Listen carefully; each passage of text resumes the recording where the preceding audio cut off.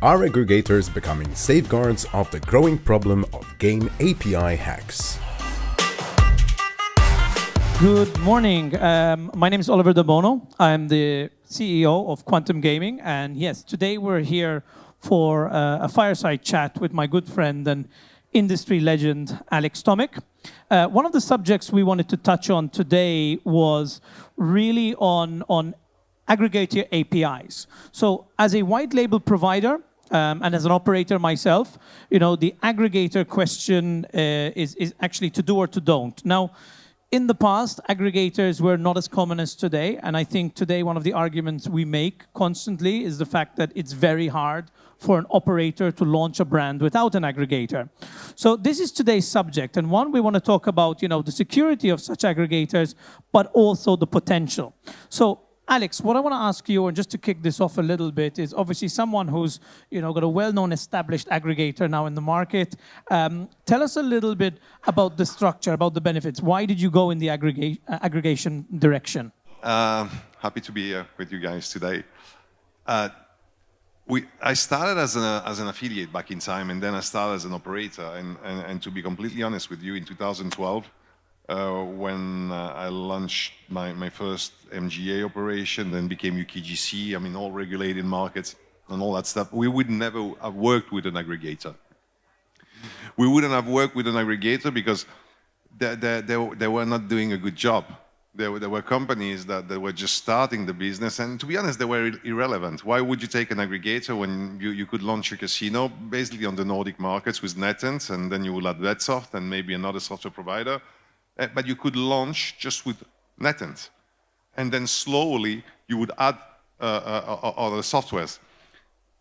So aggregator were irrelevant. They were also irrelevant because they didn't add anything except latency, basically longer spins, bugs maybe. If the servers crash, your games are crashing.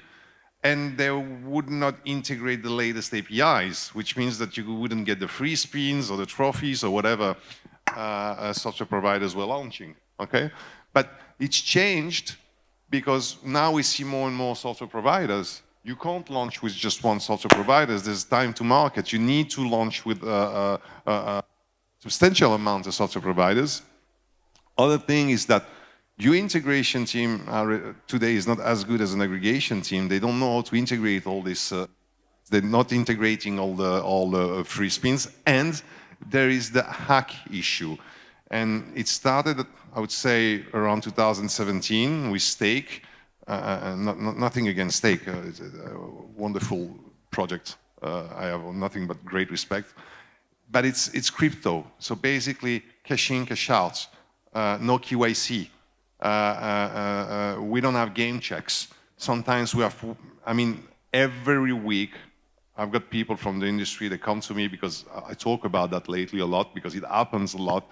And they're saying, look, we have a problem. We've been hacked. The software providers were hacked again and again. The APIs were hacked on crypto casinos. And the crypto casino is paying out, sometimes on the weekend, amount of 1, 2, 3 million. Okay, and the wins have been generated by hacking the API.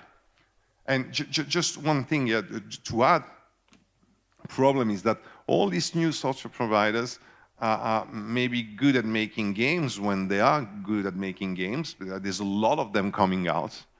You don't want to miss out the next No Limit City, the next Axel. So you need to have them. You can't integrate them all, so you need to go through an aggregator, and maybe eventually after 1 year you will integrate them directly.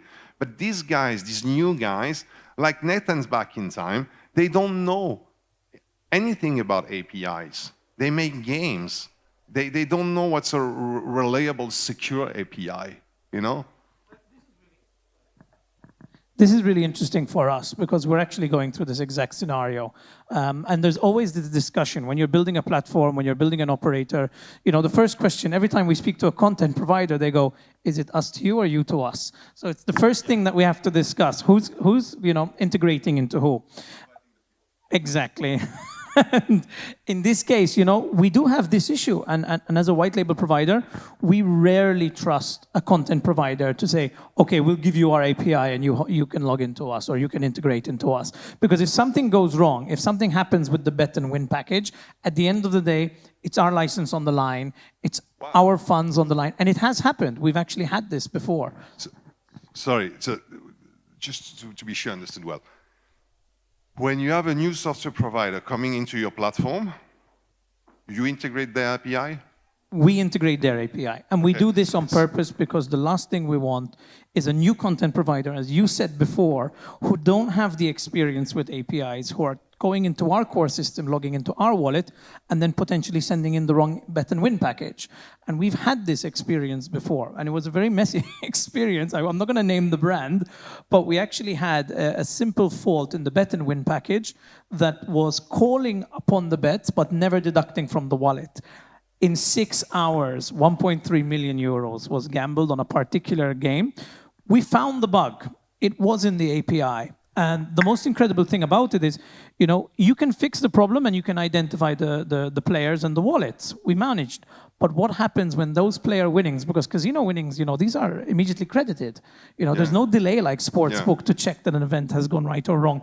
So what happened was 50% of these players, we managed to clear the balances, but 50% went on to other content providers, and then they started spending those winnings. Completely. So, this subject is really, really important. And as a platform provider, we just don't risk it anymore. So this is why it's so interesting for us to work with good aggregators that we trust, that we know that the game call and the bet and win package from an aggregator is clean, and all we need to do is go into you. So this helps us a lot. So what we do, we force the new software provider to use our API. We enforce our API on them, and we take the liability. And why I can't see the other way around, because when basically we use their API is mostly faulty. They speak a language that is not correct. It's like a child that doesn't know how to speak. So we tell them, we're gonna teach you how to speak. I don't do games. You do games, and your job is to do great games. And I hope that you're gonna become the next No Limit City. I really hope that when I see new software provider coming out, Aviatrix, GamesX, and TrueLab, and Wicked Games, I want these guys to succeed. I want these guys to be the next hit. The problem is that I believe that my product, what I know to do is the API. So I enforce the language, I enforce the API on them, which means they have to speak my language, which means that they have to integrate us. We don't integrate them. We don't allow them to use their API, because some of them, they're going to say, we're going to do bet and win the same call, and we say, we don't do that anymore. We use 2 different calls for that. But it's more complicated. Yeah, you need to put retry and rollbacks and reconciliation into place. We don't want to do that. Yeah, but you have to do it, because if you don't do that, there's many things we can't do in bonus games, etc., etc. I won't go into details. So basically, we have 2 APIs, the one we give to the operator, and the operator must integrate us. And I've said it before with you, actually it was in Belgrade. If an operator comes to me and say, no, you know what, you're going to integrate us because they're big. Let's say Pinup Casino, I took that example. Pinup Casino comes to me and say, no, actually you're going to integrate us. Of course I'm going to integrate them. But that's not the right way to do it. They should integrate us, because this API is 1 language out for 100 language in.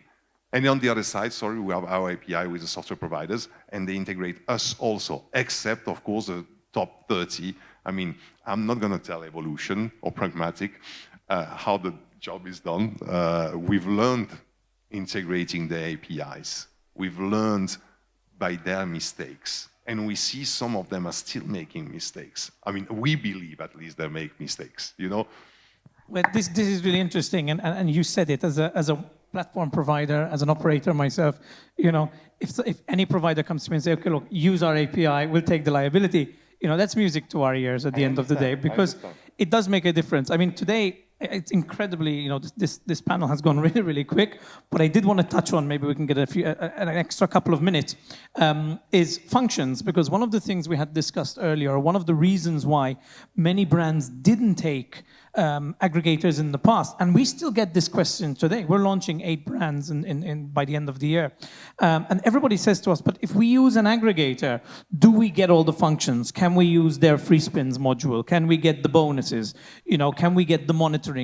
Like you said yourself, old APIs or older aggregators didn't do a good job. They only integrated the game call. So what happened at the time is many operators went, well, I really want to get a full experience with NetEnt or No Limit City. And if I do that, if I take the aggregator, then I don't have their bonus engine. So, this is kind of where aggregators have really upped their game and allowed operators and white label providers to get more. So, are there limitations on aggregator APIs today in regards to functionality? So, this is a very valid point.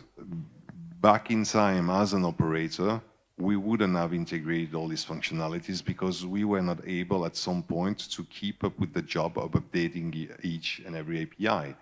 I take NetEnt as an example a lot because we worked a lot with NetEnt back in time, and they were releasing new APIs, and we couldn't keep up.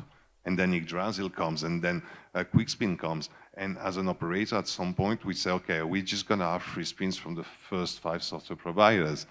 And I think that's even worse today, and operators, they face this issue.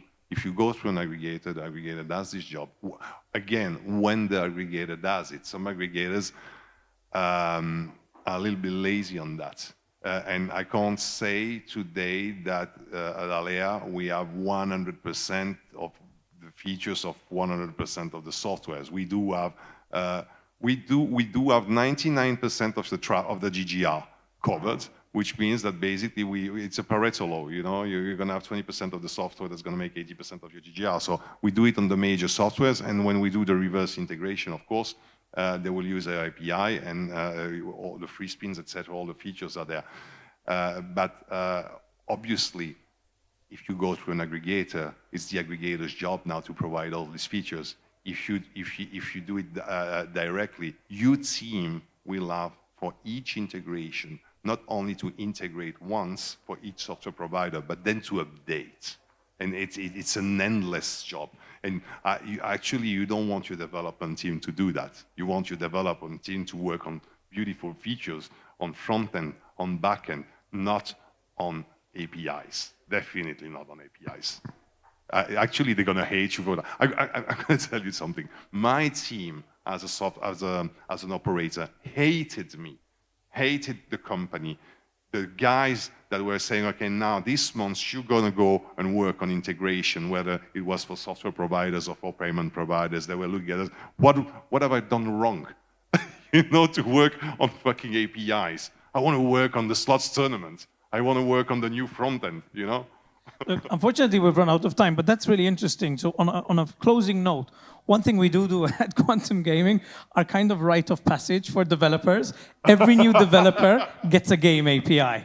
And they all look at us, go, really? Like, that's what I have to do? So the old school, the more experienced team are building functions, our new bonus engine. That's what they want to work on. And gamification, our new cashback system. That's the fun stuff. Yeah. Anyone who gets game APIs, it's your first 6 months.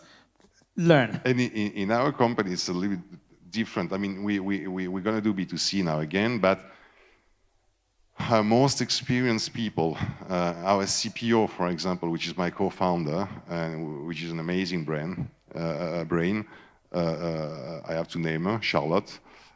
She's the only one to design the APIs. Because nobody else can do it. Everybody can do front end, everybody can do back end. The problem with an API, if it doesn't work, you don't see it immediately. With a front end, you see it. With a back end function, you see it. With an API, the prime, you don't see it immediately. You don't see, when you're going to showcase it, you're not going to see that you have a problem.